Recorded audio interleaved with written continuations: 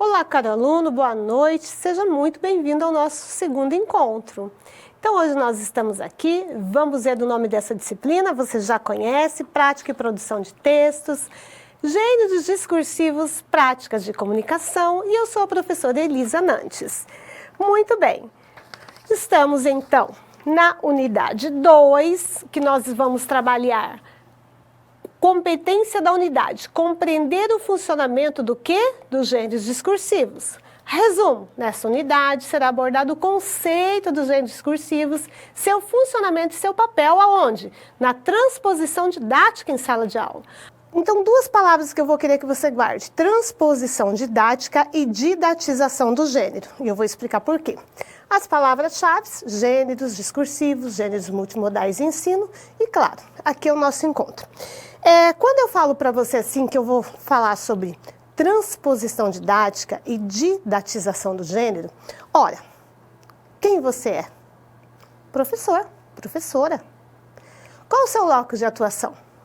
A sala de aula. Qual esfera da atividade humana você trabalha? Acadêmica. Eu trabalho na escola, na esfera escolar, na esfera acadêmica.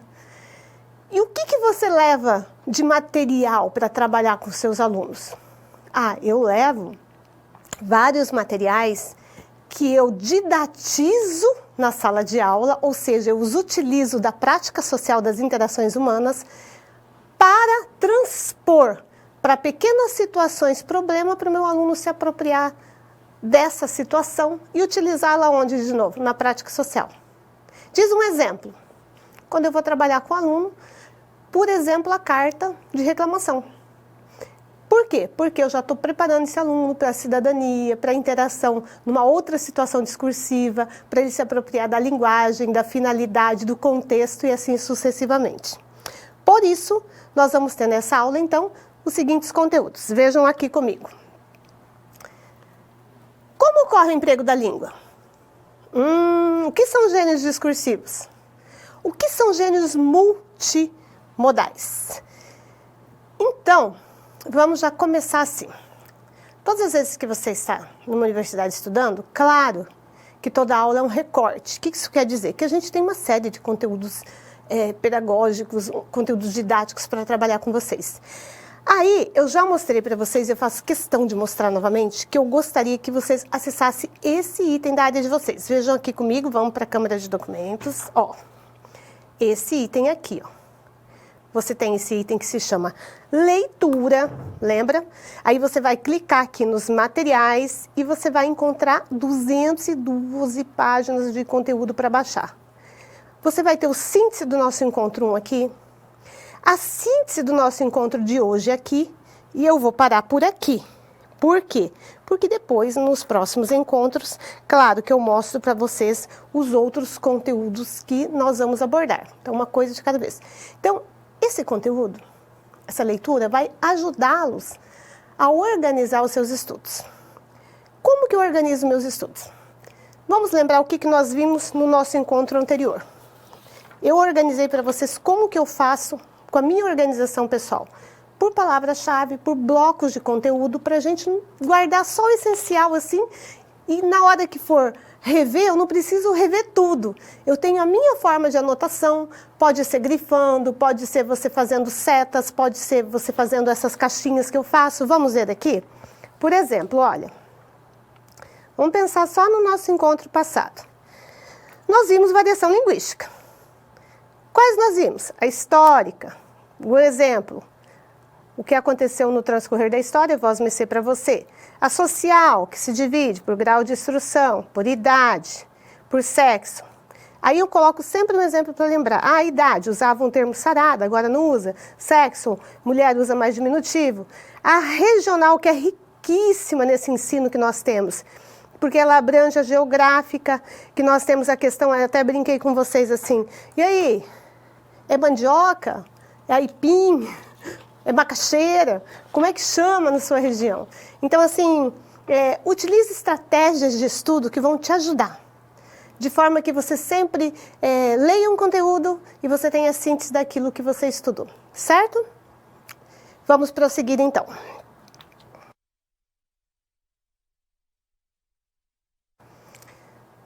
Gêneros discursivos. Muito bem. Eu penso que há duas formas e duas estratégias da gente mesclar com o aluno que são interessantes para ele se apropriar de um conteúdo. Quando eu trago, por exemplo, gêneros discursivos, uma nomenclatura, e eu conceituo, é um caminho. E às vezes esse aluno pode não conhecer aquele conceito, pode falar, isso não deve ser muito fácil não. E às vezes eu uso a segunda estratégia que eu vou usar agora com vocês.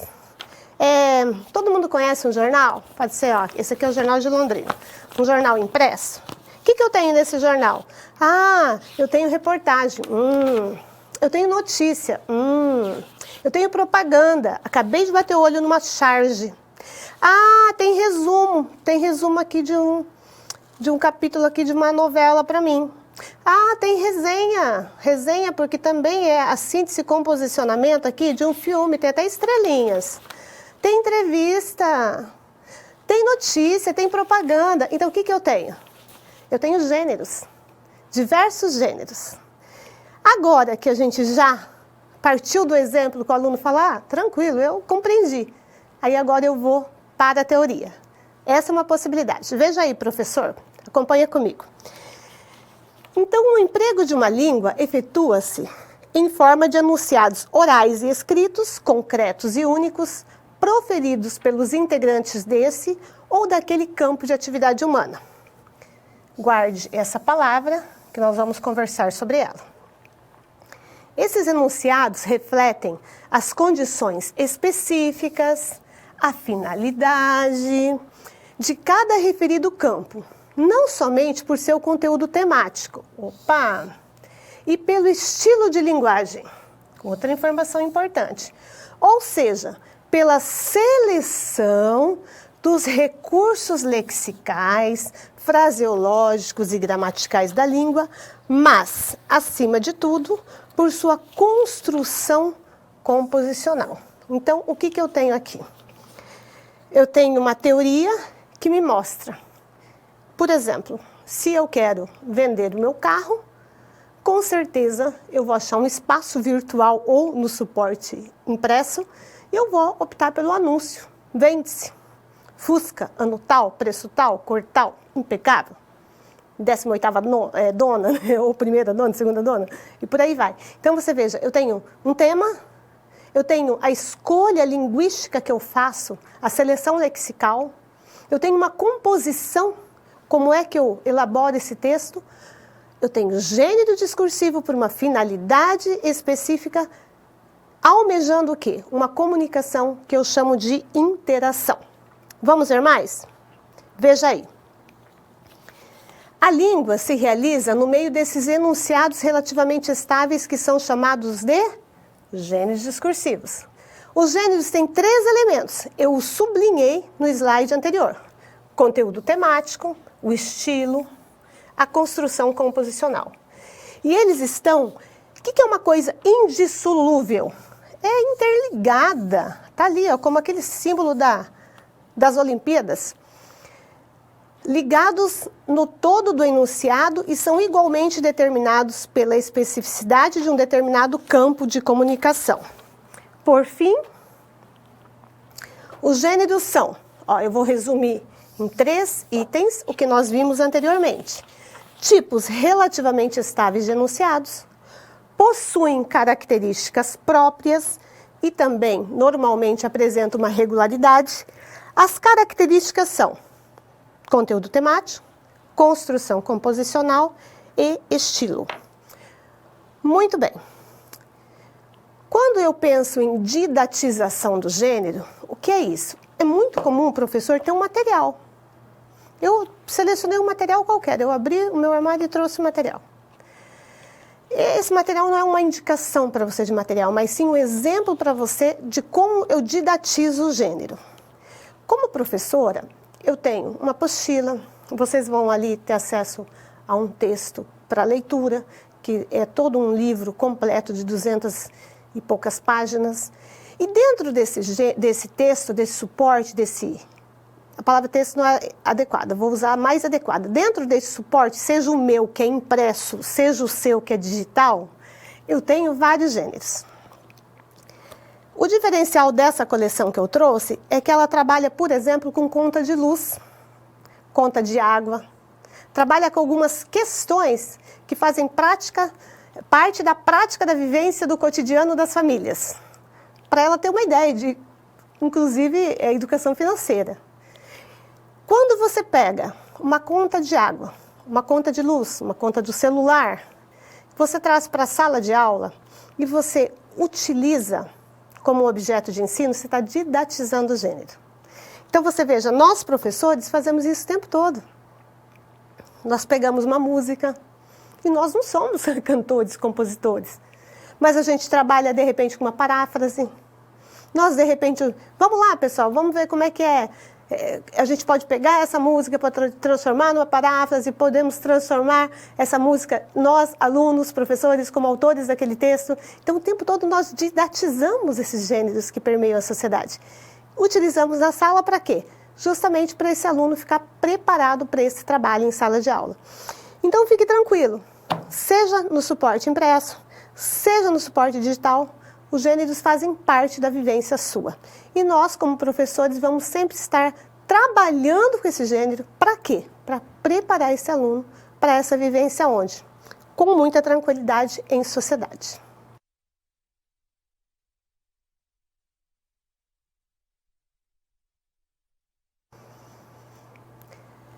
Agora, nós vamos falar sobre uma palavra que se chama características. Eu até uso uma palavra que chama caracterização do gênero. O que faz com que eu leia esse texto e eu falo, é uma receita culinária. Com certeza tem ingredientes, tem quantidade de ingredientes, tem modo de fazer, tem verbo no imperativo, né? Mexa, corte, bata, aquele verbo que está mandando. É muito comum nós termos essa caracterização, essas características do gênero. Eu vou trabalhar com anúncio publicitário. Com certeza você vai usar uma imagem atrativa, poucas palavras, né? Vai chamar o seu interlocutor.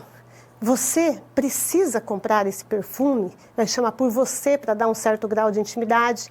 Eu posso nem conhecer aquela pessoa famosa, mas ela usa o chinelo tal e eu também, então a gente já cria, né, um vínculo por essa determinada situação.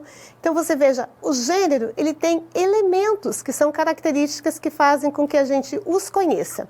Vamos conhecer algumas delas? Vejam aí. 3 elementos que eu gostaria que vocês os guardassem. 1, 2, 3. Construção composicional. Qual é a estrutura do seu gênero? A professora pediu um fichamento. Qual é a estrutura? É o fichamento direto, que ela quer que você copie fragmentos do texto com aspas, número de página. Ela quer apenas que você coloque as frases principais e faça uma enumeração de fatores. Qual é a estrutura do gênero? Quais os elementos da organização textual? Ela quer um poema. Bom, se é um poema, gente, nós vamos trabalhar na sala de aula com estrofes, dividido em verso, em rimas. Marca linguística enunciativa. As palavras são as escolhas lexicais, gramaticais, sintáticas que o gênero exige ou que o próprio autor adota. O estilo dessa linguagem. Conteúdo temático. O assunto que o gênero aborda. Vai ser o nosso objeto de ensino. Então você veja, ninguém vai elaborar um texto simplesmente por elaborá-lo. Esse texto tem um conteúdo temático, uma forma de ser escrita e, principalmente, eu seleciono como eu quero utilizar os recursos, geralmente multimodais, que é a imagem e também uma letra, pode ser um som, pode ser um link, pode ser nós vamos ver, inclusive, na aula de hoje, que nós podemos explorar os emotions. Tá aí uma carinha, um legal, um movimento. Enfim, a junção dessa multimodalidade. Vamos ver um exemplo? Tá fácil. Nós já sabemos que o gênero é carta do leitor. Mas vamos ler essa carta, o escrito e também o texto que acompanha, para compreendermos esse gênero. A ciência estética é um presente maravilhoso para todas as pessoas. Pena que ela não ensina bom senso nem discernimento crítico. Jorge Josi Wagner, Ribeirão Preto, São Paulo. Veja, como que o autor elaborou esse texto? Até aqui, você tem uma linha de raciocínio. Nossa, é um presente maravilhoso, beleza, vai arrasar. Aqui, eu já tenho outra linha de raciocínio. Pena que... E aí, o que acompanha esse texto, olha aqui, como se fossem ganchos, puxando o rosto da pessoa e dos limites do estica e puxa. Por que que eu sei que é uma carta do leitor? Porque eu tenho os elementos do gênero. Quais são esses elementos? Escrito em primeira pessoa, o próprio autor aqui, que é o Jorge, ele se posiciona. Eu tenho alguém que assina essa carta, que tem uma característica de um conteúdo temático. A carta do leitor tem como característica o posicionamento de alguém sobre algo. E não é diferente se eu mudasse o gênero. Vamos mudar para ver? Coloquei outro. Vamos ver. Ah, vamos ver quem conhece, quem canta aí de letras. Essa aqui é a letra, né? Da música Aquele Abraço, de Gilberto Gil. Vocês conhecem? Ah, não sei se eu devo cantar não, mas vou arriscar. O Rio de Janeiro continua lindo, o Rio de Janeiro continua sendo... E aí vai. Alô, alô, Realengo, aquele abraço. Alô, torcida do Flamengo, aquele abraço. O que eu tenho aqui será, hein? Será que alguém conhece? O Chacrinha continua balançando a pança. E aí vai, buzinando a moça, comandando a massa, continua dando as ordens no terreiro. Alô, alô, seu Chacrinha, velho guerreiro. Alô, alô, Terezinha, Rio de Janeiro. Alô, alô, seu Chacrinha, velho palhaço. Alô, alô, Terezinha, aquele abraço. Alô, moça da favela, aquele abraço. E aí ele muda. Agora ele vai para quem? Para Portela.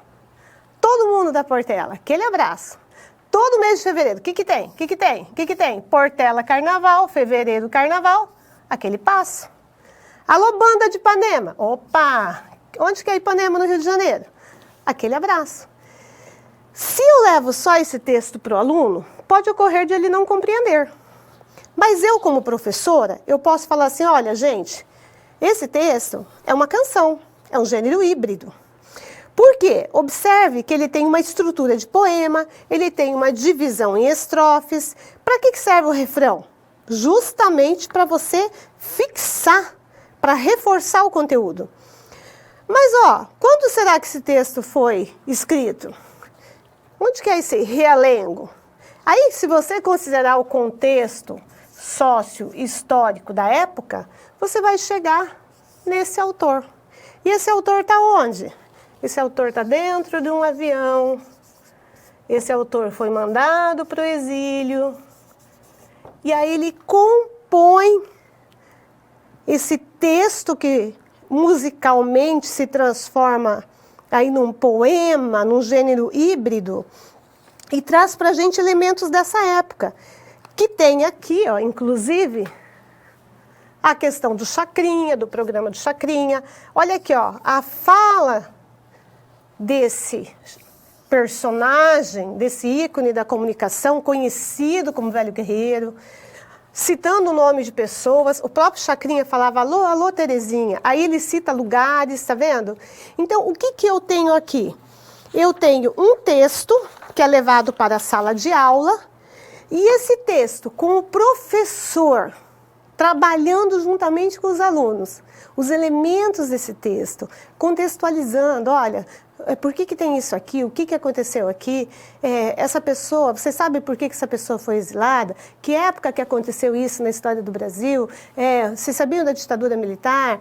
Então você contextualiza um texto dentro de um contexto e com certeza a leitura será a mesma, alunos de letras?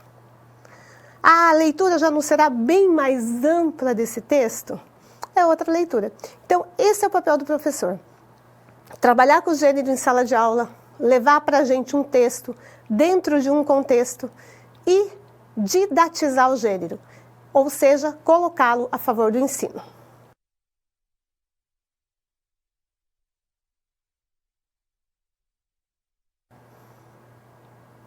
Vamos falar sobre esferas de atividade humana? Nada melhor do que a gente trazer alguns exemplos e atrelar a teoria a esses exemplos para a gente compreender. Vamos pensar assim. Pela manhã, possivelmente, claro, que nós acordamos aonde? Na nossa casa. A nossa casa é o que eu chamo de esfera do cotidiano, onde a gente está ali com a família, onde a gente passa a maior parte do tempo, assim, da infância até começar a ir para a vida do trabalho e dos estudos. Ainda nessa esfera, eu tenho acesso aos primeiros gêneros. Quando eu ligo a TV e está passando a venda de um brinquedo, um chocolate gostoso, um danoninho que vale para um bifinho, compre batom, aqueles clássicos da propaganda. Se você não conhece, coloca aí no YouTube que você vai ver que legal. Então a esfera publicitária já está ali. Aí chega o pai e a mãe, hora do jornal. Olha aí, ó, já tem a esfera jornalística, midiática da televisão ali, né? Interferindo. Então essas são as esferas de atividade humana. Veja o conteúdo que eu trouxe para vocês. Agora que eu exemplifiquei, eu vou partir para a teoria. Então, sempre lembrando que você tem essas duas opções. Você pode primeiro partir do exemplo para a teoria, ou a segunda opção é primeiro a teoria e o exemplo. O que eu indico para você, professor? Mescla as duas, tá? Porque às vezes você fala, esfera de atividade humana, o aluno fala, não conheço essa palavra. Quando você dá o exemplo, ele fala, o conteúdo é tranquilo. Cada esfera social possui diversos textos de acordo com a atividade da comunicação humana.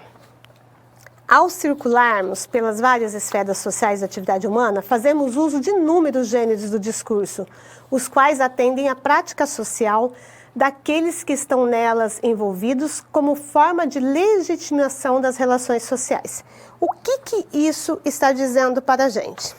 Isso nada mais, nada menos está dizendo do que, olha, eu utilizo gêneros para a comunicação.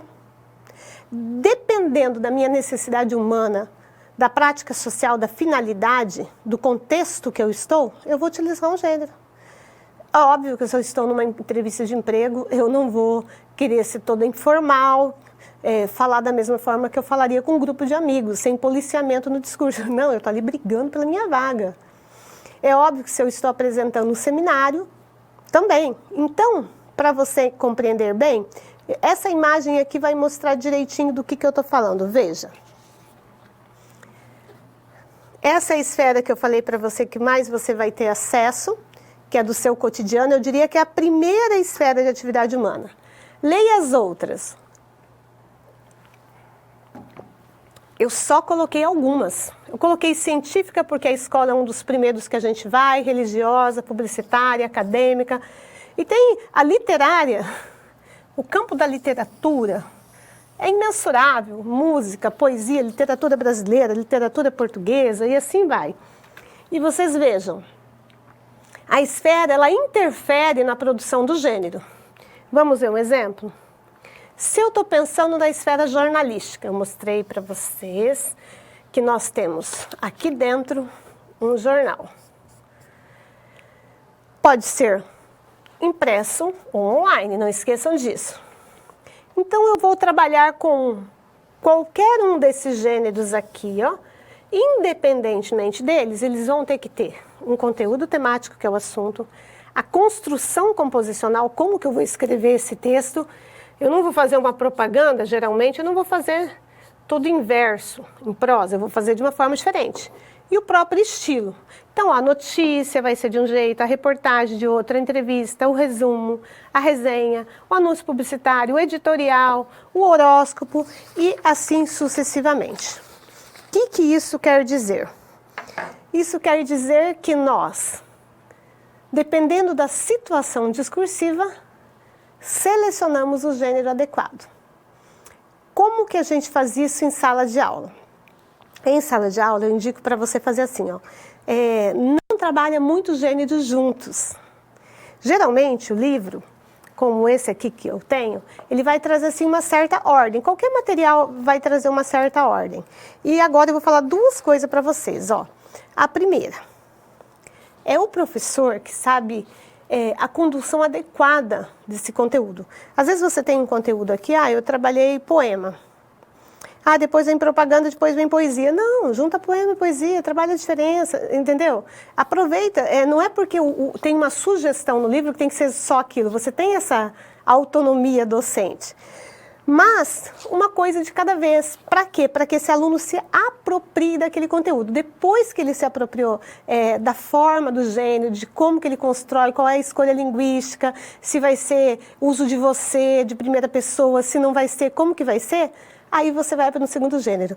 Como diz os antigos, uma coisa de cada vez. Então, trabalha um gênero, o aluno se apropriou, vai para o outro gênero. Certo, professor?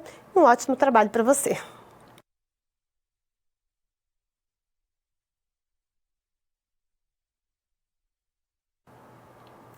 Esse é o momento que a gente vai ter aquela situação-problema, que é excelente porque a gente reflete, problematiza sobre o quê? Sobre a prática. Tendo como norte o quê? Tendo como norte o nosso conteúdo programático. Então, vamos conhecer? Uma situação que ocorre num bairro muito tranquilo. O bairro onde você mora está passando por problemas relacionados à segurança. A falta de iluminação adequada e da poda de árvores tem favorecido ações que geram violência. Diante disso, o problema foi colocado em reunião do bairro e foi decidido que todos iriam enviar reclamações para as autoridades solicitando providências. Mediante o exposto, responda: qual gênero você usaria para proceder à reclamação? Você selecionaria qual forma de suporte para enviar, online ou impresso? Quais argumentos você utilizaria? Então, vocês vejam. A primeira coisa é a gente entender a situação. Então, a situação é a falta de luz, de iluminação, e essa falta de luz, claro, ela gera uma situação de insegurança e de violência, uma oportunidade, não é verdade? Uma oportunidade para aqueles que querem se aproveitar de quem está passando no local pouco iluminado para cometer delitos. Aí, em reunião, foi resolvido o quê? Vamos todos reclamar. Juntos somos mais fortes. E a pergunta é, você, o que você usaria para proceder a essa reclamação? Pensa aí, você usaria o suporte escrito, o impresso que eu chamo, ou online? Quais argumentos você utilizaria? Pensou sobre isso? Vamos agora pensar juntos? Então vamos lá, vejam aí. Resolvendo a situação problema. Primeiramente, já uma estratégia discursiva para você, né? Uma coisa de cada vez, organizar o pensamento. O que vem primeiro? Lembre que todo texto deve ser o quê? Adequado à situação comunicativa. Neste caso, pode ser utilizado o gênero carta de reclamação. Claro, e se for reclamação online, é muito comum você encontrar aquele reclame aqui, lembra? Mas é interessante sempre fazer um printzinho, viu, gente? Dessas reclamações, para a gente ter tudo documentado. Essa carta pode ser física ou postada no ambiente digital. Outra possibilidade, investigar na página do órgão responsável quem é responsável pela iluminação desse espaço. Seções como Reclame Aqui. Alguns disponibilizam até o e-mail, que é um gênero que documenta o que foi enviado e pode ser explorado. Por fim, use argumentos como convincentes. E qual a norma que eu vou utilizar para escrever o meu texto? Qual a norma? Norma padrão. Muito bem, vocês vejam então. Todo o texto, para ele ser devidamente construído, se eu vou dialogar com alguém que assume uma responsabilidade, que é um órgão responsável por uma iluminação pública, ele requer a norma padrão. Você pode olhar o jornal é todo escrito em norma padrão. O livro didático é todo escrito em norma padrão.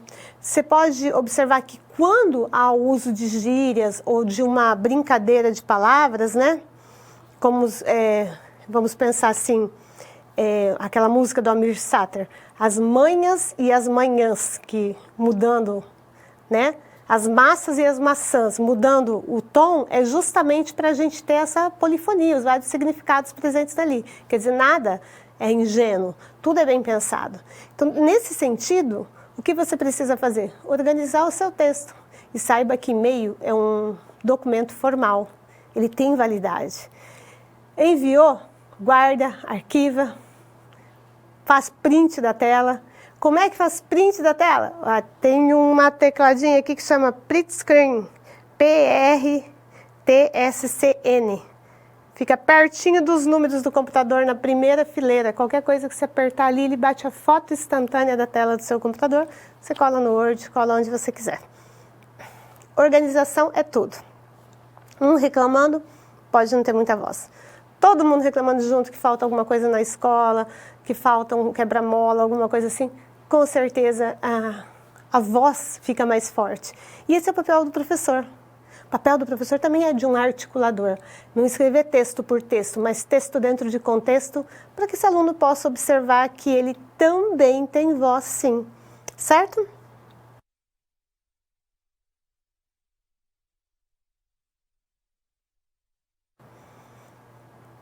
Chat é algo bem legal, interação são palavras bem legais, porque são aqueles momentos, né, aquela hora da aula em que a gente ouve um ao outro também. É dialógico. Dialógico é quando a gente troca experiências, um fala, o outro fala, se posiciona sobre alguma coisa.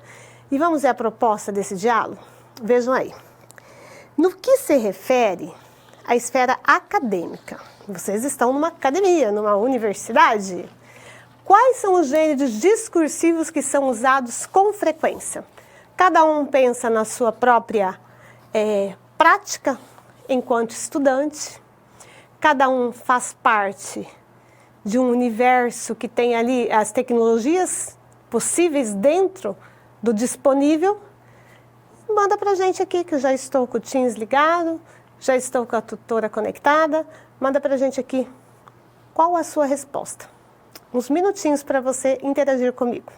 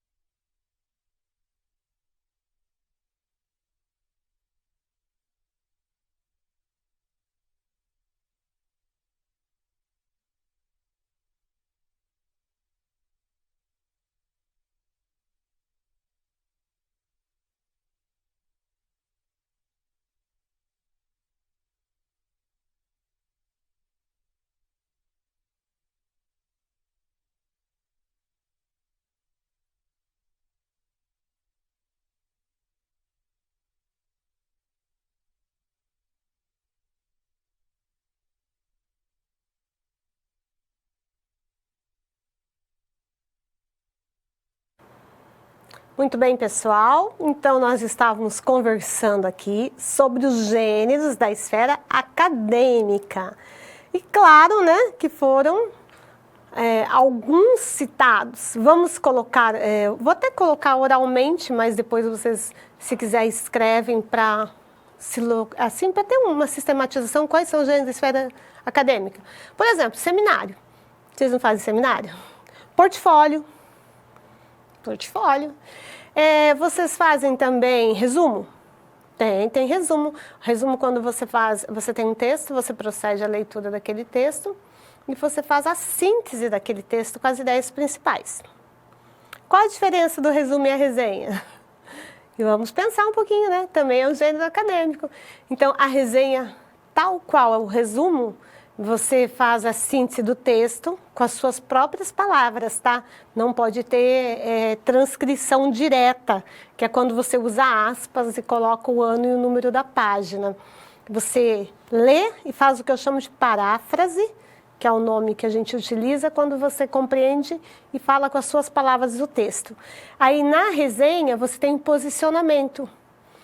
Você coloca o que você achou, e eu concordo com o autor, eu não concordo, isso na minha escola, suponhamos que é um relato do uso de WhatsApp na sala de aula. Isso na minha escola seria possível, não seria, tem celular, não tem, tem internet, não tem, enfim, a resenha traz essas possibilidades. E o fichamento? Também, o fichamento é um texto da esfera acadêmica e muitos outros que você possivelmente já está citando e lembrando. São todos textos que eu anotei aqui como textos que circulam na esfera acadêmica. Certo? Então, faça um ótimo uso desses textos e o principal, use as estratégias que eu te falei. Quais são essas estratégias? São estratégias que eu chamo de estudo. Vamos colocar outra estratégia aqui da aula passada. Olha aqui, na Câmara de Documentos. Na aula passada, veja, nós estudamos língua. Então, como que você pode fazer para guardar? Estudei língua oral, escrita, a junção delas, a língua multimodal. Toda a comunicação, nós vimos que depende da finalidade do contexto. Onde eu uso isso? Na minha prática social. Aí eu estou lá como professora, numa aula, e aí eu quero contemplar a finalidade e o contexto. Como que eu faço isso na minha prática? Eu lembro que isso molda o texto, ou seja, dependendo do objetivo, eu vou escolher o gênero.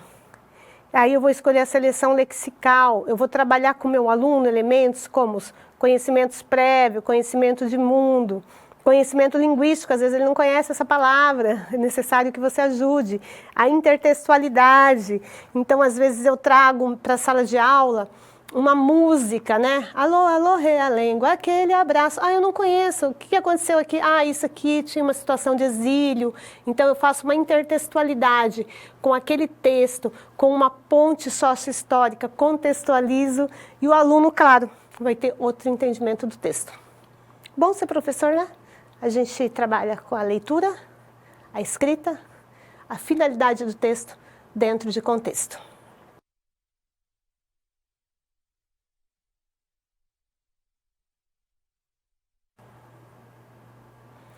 Agora nós vamos falar sobre os gêneros discursivos, sempre dentro de contextos. E o contexto que nós vamos ver agora é, claro, a transposição didática. O que é o professor? O professor é um grande explicador de teorias.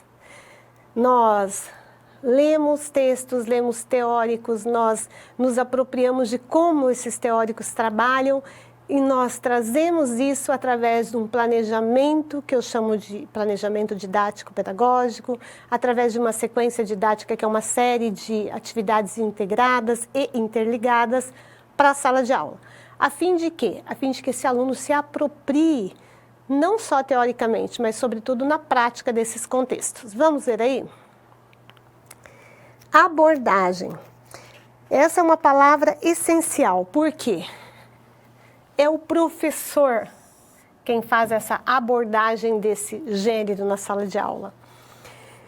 E esse slide já começa assim, com uma palavra bem forte.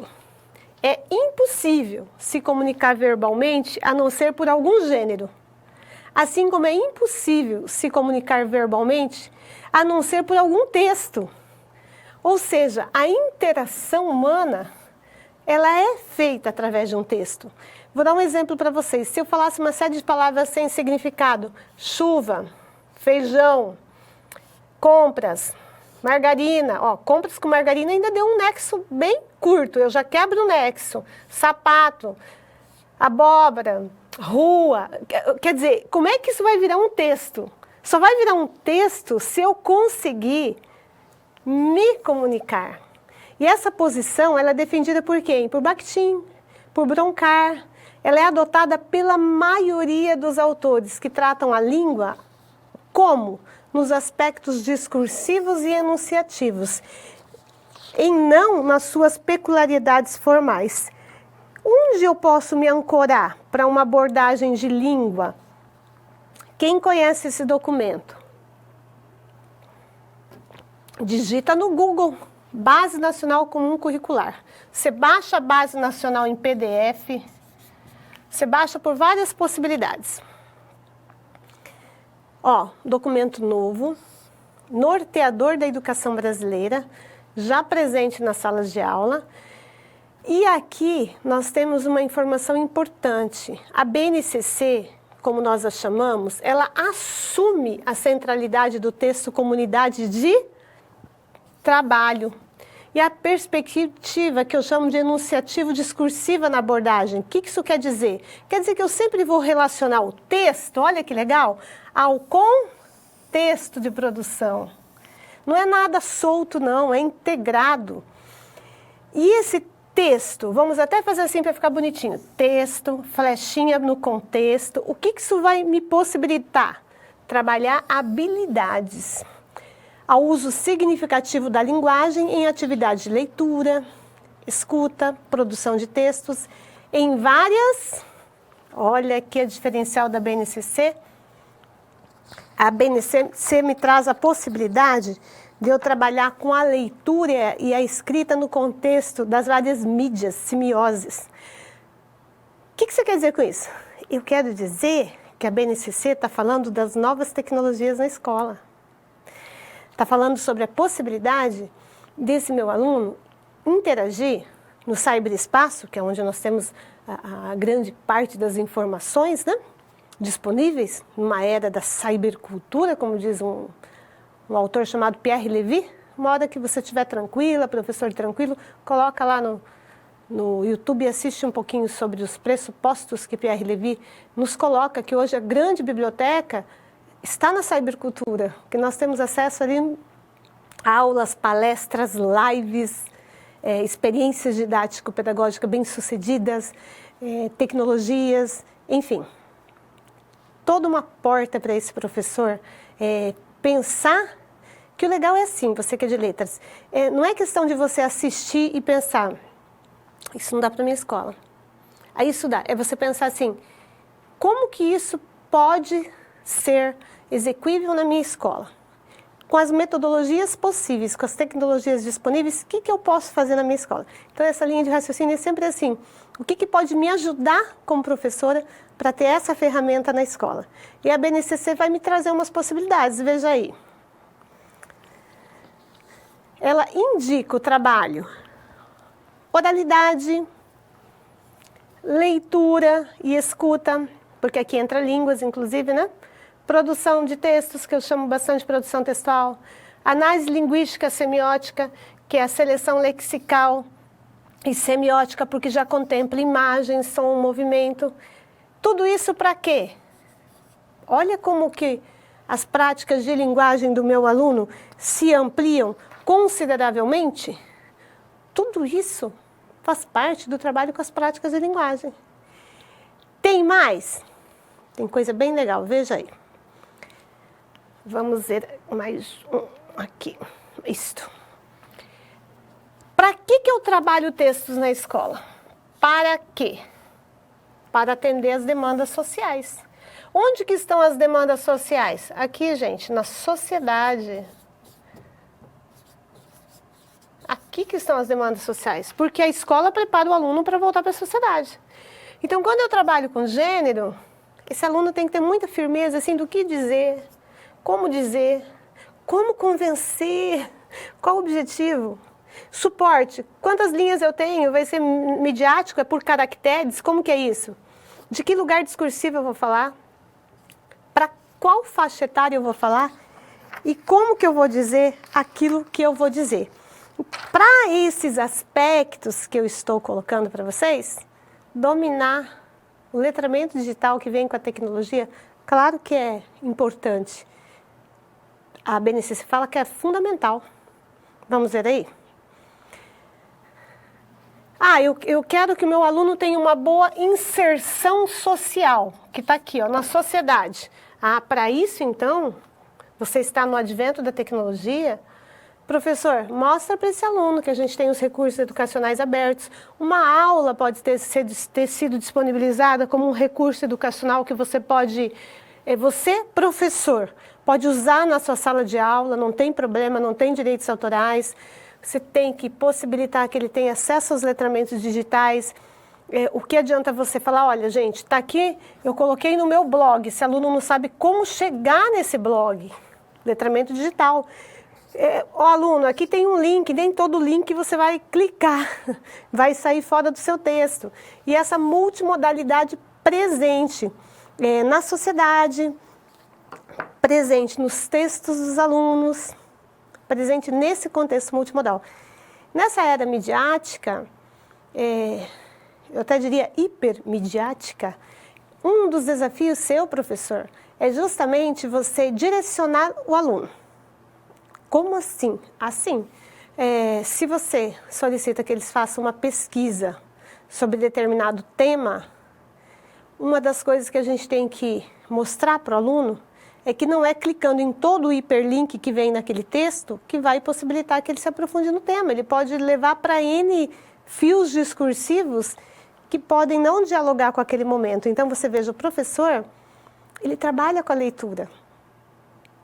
E trabalhar com a leitura nessa era multimodal, que nós temos várias formas de texto.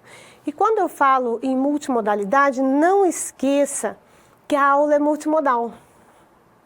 Não sou um link, você é multimodal. Não sou um hiperlink, você é um multimodal mesmo. Você muda a entonação da voz, você usa o texto escrito, você usa a imagem, você usa o não verbal, você usa o movimento. Você, como professor, vai até o quadro, escreve uma palavra em caixa alta, às vezes você sublinha assim. Não esqueçam isso. Multimodalidade. Você muda a cor do giz que você vai atuar dentro da escola. Isso é importante, isso é conteúdo de prova. Qual professor que nunca falou isso? Então, vocês vejam que a gente explora toda uma série de recursos para nos comunicarmos com o aluno. E eu queria mostrar para você agora como ler. Isso aqui não é nem para o seu aluno, é para você, professor de letras. Nesse mundo corrido que a gente tem, não dá para você ler, por exemplo, um livro. Eu vou ler um livro 3 vezes. Você não tem tempo para isso. Então, assim, você tem que começar a explorar técnicas de leitura. Vou dar um exemplo com um livro meu aqui qualquer, tá? Eu estou lendo sobre novas tecnologias na escola. Ou você pode fazer essas anotações que eu estou mostrando agora, inclusive no seu computador, abrindo caixas de comentário. Vai ler o livro? Você marca lá o que você te interessa. Na página 13, ele ensina pra gente, né, o autor, no caso Moran, né, que ensinar depende do aluno. Opa, interessante. Então, se eu quiser mostrar para o aluno isso, eu vou aquilo.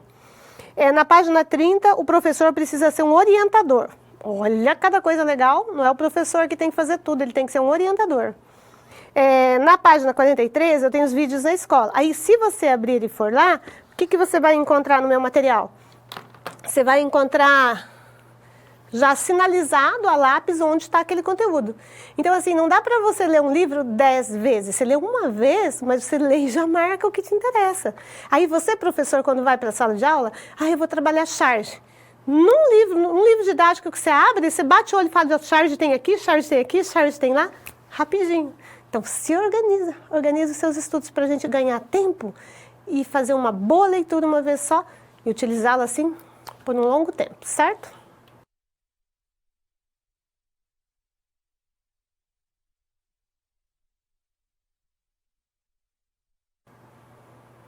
Multimodalidade discursiva, a palavra já diz tudo, né?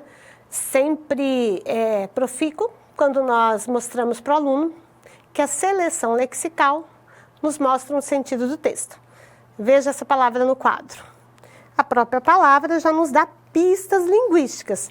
Se eu tenho a palavra multi, são várias modalidades que eu vou encontrá-las aonde?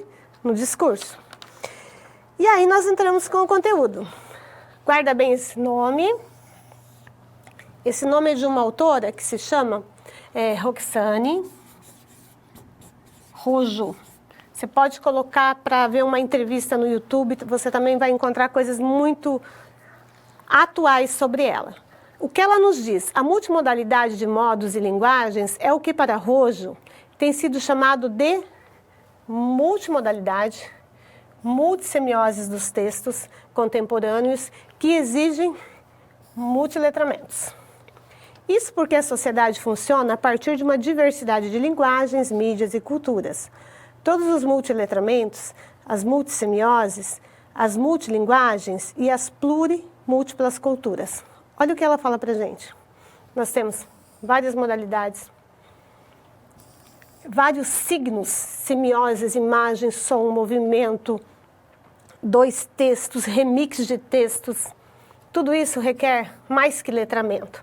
Então, se eu vinha do tempo que eu era analfabeto, aí eu fui alfabetizado, aí agora eu sou uma pessoa letrada, agora eu já estou no tempo dos multiletramentos. E tudo isso que eu falei, não esquece isso aqui, ó, professor, porque isso dialoga com a nossa aula sobre variação linguística e ensino. Isso é importante porque nós vivemos num mundo de pluriculturas. Quando você, como professor, entra na sala de aula, você se depara ali com uma diversidade regional. No vocabulário, na entonação. Olha o multimodal presente já na sua sala de aula. E isso, para nós, é uma riqueza imensurável no Brasil, porque nós vamos ter a representatividade de várias regiões na sala de aula. E esses fatores, eles vão interferir na língua. Eles vão interferir nos significados presentes nesse texto. Prosseguindo, vejam aí. Então, eu estou falando que você, professor, vive numa sociedade dos textos multimodais. Vivemos em um meio social repleto, gente, repleto de estímulos verbais, auditivos, sensoriais, sonoros, aromáticos, imagéticos, os quais juntos, imagina tudo isso junto, combinados, são pensados para quê? Para significar nas práticas sociais diárias. Os textos multimodais se constroem por meio de diversos modos. Quais são eles? Eu posso usar a oralidade, o escrito, eu posso usar a imagem mais o texto, eu posso usar o som, eu posso usar o movimento. Então, eu tenho aí toda uma situação discursiva multimodal. Rapidamente, o aluno com o celular, ele junta uma foto da sala de aula, coloca um texto de fundo. Você vê como eles brincam, coloca logo umas orelhinhas de cachorrinho, um movimento assim, uma escrita. Aquilo já vira assim um texto bastante diferenciado. Então, nós tivemos uma ruptura bastante grande, não que a gente não sabia. A gente, às vezes, não dava devida atenção. Porque a gente faz esse percurso aqui, veja aí no quadro. O percurso de uma sociedade que priorizava mais o monomodal. Eu acredito que só é uma forma, é o escrito. E aí nós vamos para o multimodal. E esse multimodal, ele tem um suporte diferenciado, olha. Chega com tudo, gente, o suporte na era digital. Um suporte na era digital que está aqui, ó, comigo, que num aparelhinho pequenininho desse aqui, ó, nós temos imagem fotográfica. Estou aqui falando com a tutora para ver se veio como é que estão as participações no Teams, alguma dúvida da aula, tal. Nós temos um suporte para música, para filmes, eu posso criar vídeos. Então, vocês vejam que esse suporte digital, ele nos traz outras possibilidades de trabalho em sala de aula, tendo você, professor, como mediador de todo esse processo.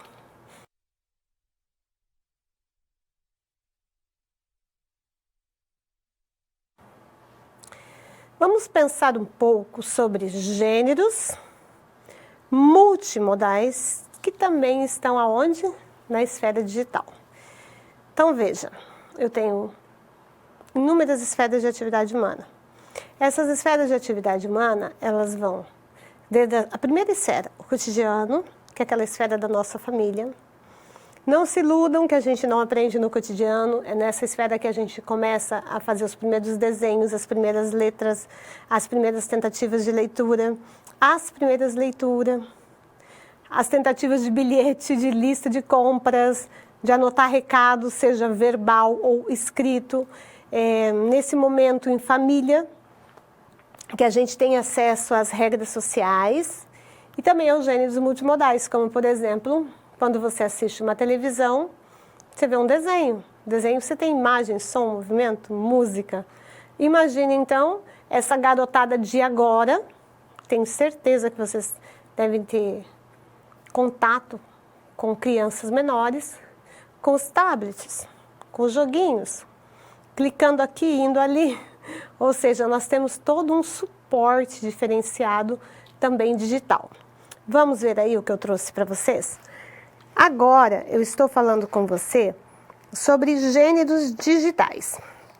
E esses gêneros digitais têm tudo a ver com os gêneros discursivos. Por quê? Isso vai nos mostrar que os gêneros, eles sofrem o quê? Transformações. Por quê? De acordo com as necessidades humanas. Olha que bacana! Os gêneros discursivos sofrem transformações de acordo com as condições socio-históricas. Desse modo, os gêneros digitais surgiram na necessidade de manutenção dos gêneros já existentes, como forma de adaptação ou substituição das demandas sociais. Então, nós temos uma necessidade social, nós podemos acessar um gênero digital. E é interessante que a falta do uso na prática social pode e tende a que esse gênero caia em desuso. Vocês escrevem carta ainda? Tem alguém aqui que ainda escreve aquela carta do correio? Manda.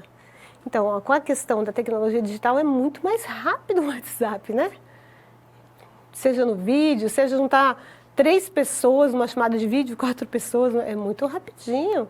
Então, vocês vejam que, dependendo do que acontece dentro da sociedade, dentro do momento sócio-histórico, essa sociedade não quer dizer que ela vai apagar a carta, não. Esse gênero transmuta-se, muda, mescla, ele sofre uma alteração, inclusive do suporte. Ele pode sair do suporte escrito, como era a carta, eminentemente escrita, para o suporte digital. E quando nós temos uma revista que tem lá uma carta do leitor, seja um espaço virtual, é o espaço destinado para nós, enquanto leitores daquela revista, daquele jornal, nos posicionarmos sobre algo. E tem essa nomenclatura, esse nome, carta do leitor, porque é o espaço do leitor ter voz. Certo? Vamos prosseguir? Então, nós estamos falando sobre o quê? Sobre gêneros digitais. Ora, o suporte, ele vai influenciar no texto, tá? Por isso, tem ícones aqui que eu coloco para você como os textos tendem a ser mais curtos e diretos, exploram o quê? O diálogo entre elementos verbais, audiovisuais e a presença de hipertextos. Usam abreviaturas e a linguagem interativa, às vezes até um videozinho, né? Exploram suportes digitais e se caracterizam por serem extremamente hipertextuais e hipermodais. Ó, já estou usando o prefixo hiper agora, ó. Já antes eu usei multimodais, agora eu estou usando hiper, de tão grande que é. A tal ponto que você já encontra em alguns aplicativos uma personagem, geralmente é mulher, por enquanto, pode ser criada outra, né? Para ser sua atendente virtual. E as necessidades da sociedade, elas também emergem para o mundo do trabalho e elas também se fazem presente por meio de outros gêneros. Vou mostrar para você um usado aqui para currículo. Veja aí. Nós temos o currículo web. Antes era o currículo impresso. Então, agora nós temos plataforma digital que conta com ferramentas que tornam possível a inclusão de documentos suplementares, fotos e até mesmo arquivos de voz e vídeo. Às vezes você pode se apresentar com vídeo.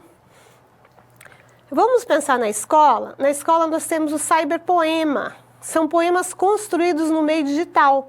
Você pode colocar imagem, animação, em muitos casos interagindo com a produção do autor, propiciando o quê?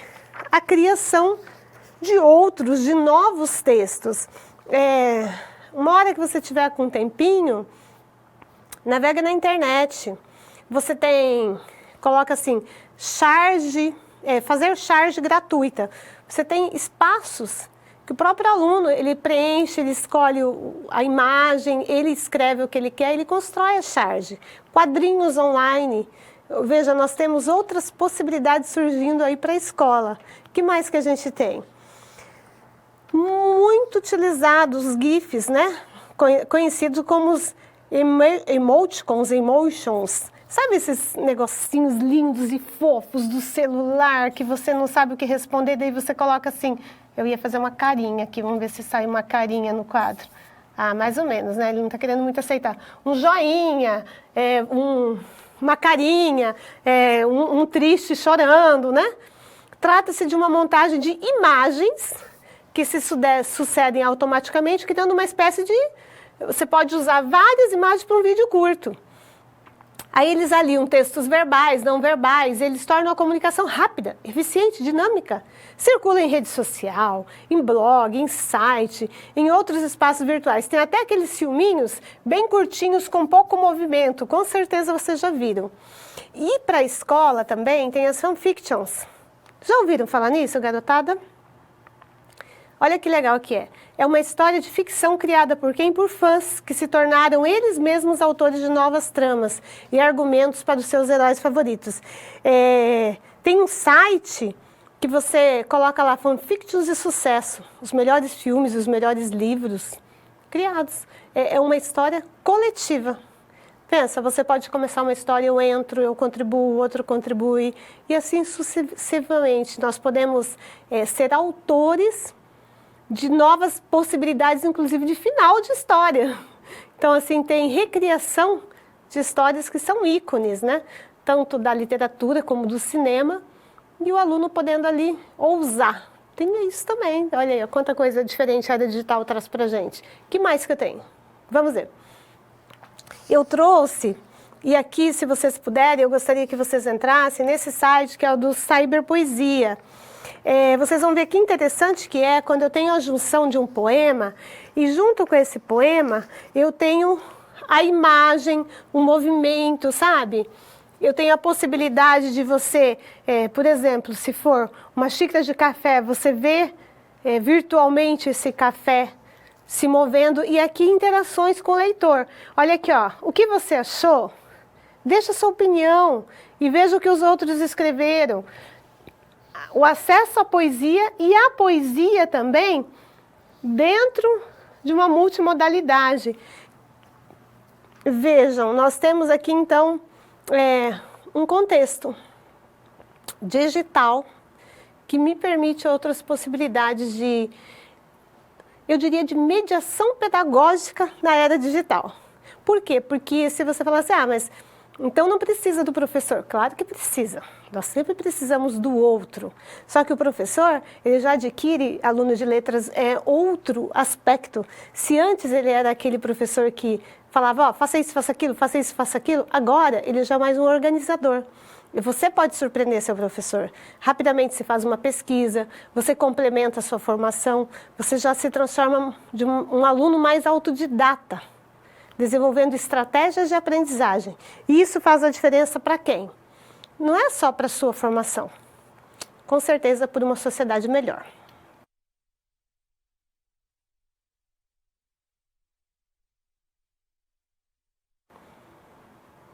Chegamos, alunos de letras, naquele momento da resolução da situação-problema. O que será que nós temos aqui? Vamos ver? Opa, falou em professora, é a nossa praia, né? Professora, sala de aula, nota 10. A professora Maria Helena colocou em prática uma atividade pedagógica que contempla os gênios digitais. Opa, bacana! A atividade consiste em, após assistir ao filme Escritores da Liberdade, cada aluno entrar no Facebook da turma e fazer um post comentando qual foi a sua opinião sobre o filme. Ocorre que muitos alunos estão escrevendo no caderno, seguindo a norma padrão e digitando no Facebook, sem fazer o quê? A adequação da linguagem para o ambiente digital. Como a professora Mariana pode auxiliar os seus alunos? Suponhamos que é a sua sala de aula. Você sabe que a esfera digital tem outra linguagem. Quem que escreve aí no WhatsApp tudo certinho, seguindo a norma padrão? Não requer. Quem escreve na rede social ali com a maior perfeição, abrindo dicionário, vou olhar você, não vou nem abreviar. Difícil. A situação discursiva, o suporte, aquele momento, ele permite, a linguagem até, eu diria que ela é adequada à situação de produção. Porque veja, nada a ver você estar num grupo de amigos usando toda a formalidade de uma entrevista de emprego, da apresentação de um seminário na sua universidade. Não é assim que funciona. A gente faz a moldagem da linguagem ao nosso contexto. Então, o que você faria numa situação como essa? Vamos pensar? Resolvendo a situação-problema. A professora Maria Helena vai precisar retomar a questão dos gênios digitais. Por quê? Porque eles estão aonde? No cyberespaço. Dentro desse labirinto, olha a palavra, labirinto. Que essa palavra é usada por Pierre Levy. Ele fala até que tem 1000 formatos e 100 vias, que é a hipérbole, o exagero que ele usa. Está o Facebook. A seguir, é preciso perguntar aos alunos que linguagem vocês usam nas mídias sociais? Será que usam abreviações, gírias? Olha os GIFs que eu coloquei. Emoticons. Tem uns bonitinhos, dançam, tal, né? Uma graça, né? E aqui aqueles emoticons, aquelas carinhas que eu falei do celular. O que essa garotada usa? Quando eu vou usar a palavra enfim, quer dizer que eu vou sumarizar a minha abordagem, é importante lembrar o quê? Que a situação discursiva e o suporte, vamos juntar essa e o, permitem adequações no texto, com base em quem? No interlocutor, ou seja, no outro com quem eu estou me comunicando. Logo, a linguagem pode ser o quê? A linguagem pode ser menos formal. Então, vocês vejam, novamente, a situação me permite fazer a adequação da linguagem. Há autores que usam até uma metáfora, eu diria até que a palavra não seria quase que uma metáfora, quase que uma explicação para se transformar numa ação mais adequada. Que é assim, ó, vamos supor que você vá sair.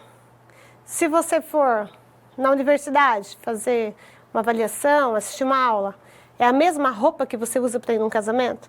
Então, eles tentam fazer essa comparação, que eu acho que é a palavra mais adequada, entre a situação que você vai e a roupa que você usa para falar assim, olha, dependendo da situação interativa, utilize a linguagem, a roupa, linguagem adequada, certo?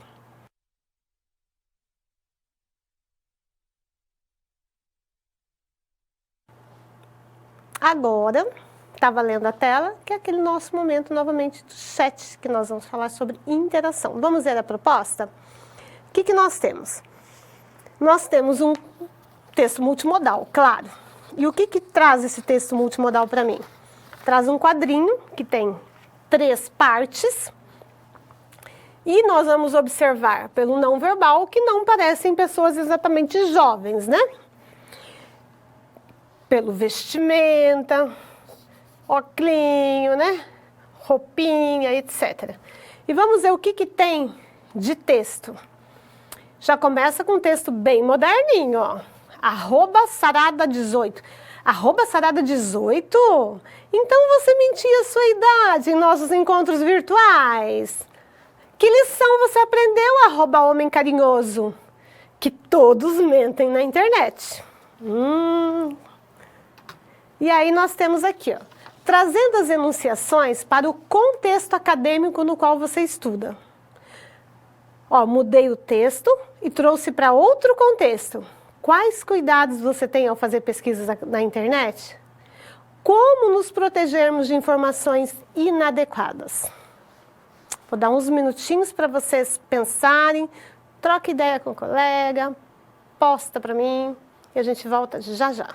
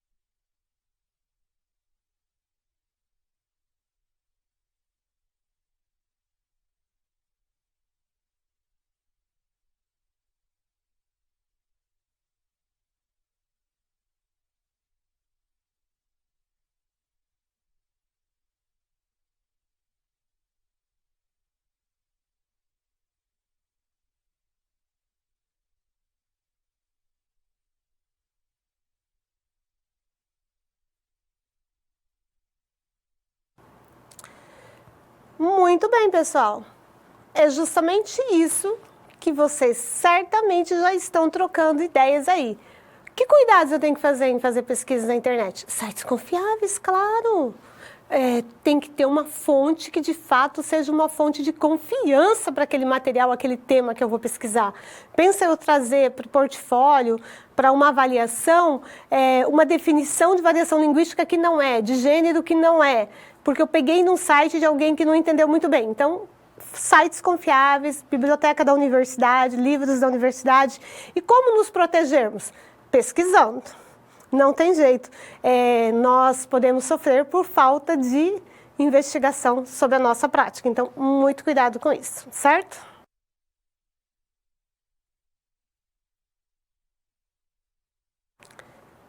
Revisão. O que nós vimos então na aula de hoje? Vamos lembrar? Ó, nesse encontro, nós vimos que o ser humano, em quaisquer de suas atividades, vai servir-se do quê? Da língua. A partir do quê? A partir, claro, dos nossos interesses. Os gêneros discursivos são permeados de intencionalidade e finalidade. E os gêneros do discurso se materializam, ou seja, onde eles se concretizam? Na língua. A língua, por sua vez, está vinculada à vida, ao movimento dinâmico da sociedade. E nós temos que repensar as práticas de letramento escolar, claro, devido às exigências atuais de leitura.